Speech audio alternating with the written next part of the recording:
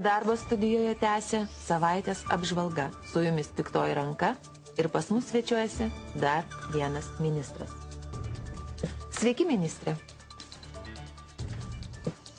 Sakykite, ar tiesa, kad pusė Seimo narių nieko neišmano, o kita pusė daro, ką nori? Kaip suprantu, tyla reiškia sutikimą. Situacija Lietuvoje yra nepavydėtina. Ką jūs galėtumėte patarti?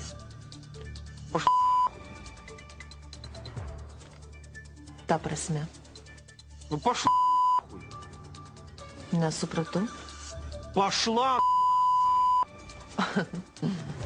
O jūs mokote dar ką nors be šito išsireiškimo? Akvalank. O čia prie ko? Pašla.